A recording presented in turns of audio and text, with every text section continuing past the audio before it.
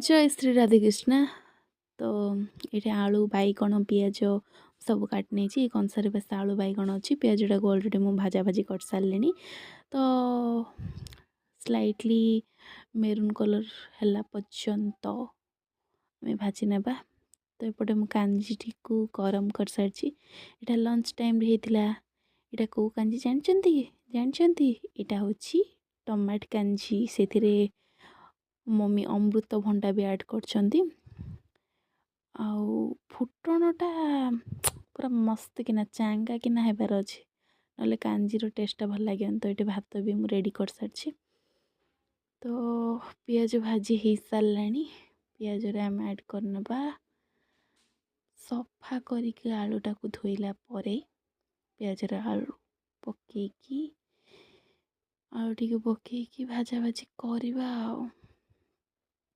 तो ये सबू सफा कलापर जी मैला पानी बाहर से बेसिन रे नहीं पकई नेली।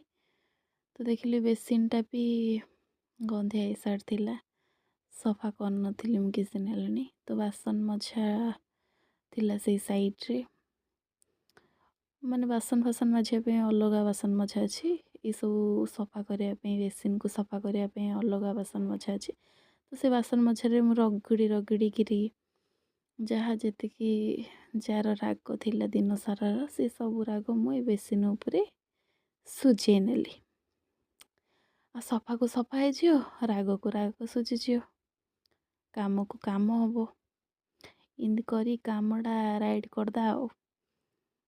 तो जोड़े जोड़े गंधिया होता सब पूरा रगड़ी रगड़ी रगड़ी रगड़ी रगड़ी रगड़ी रगड़ी पूरा सफा करदेली।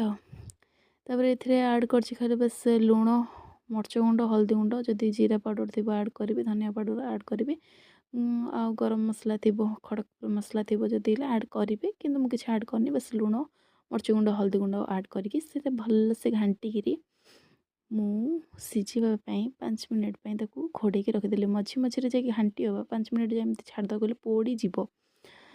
तो ये अधार अधिक सिझी सारी माने दर सिझा हो सारी दर सिझा हो सारी आलूटा को।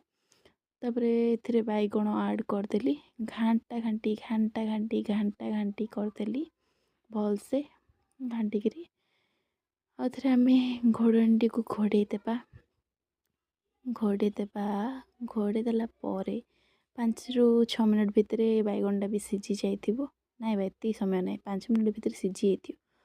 तापर रेडी हो गला आलू बैगण भजा आ पियाज भजा।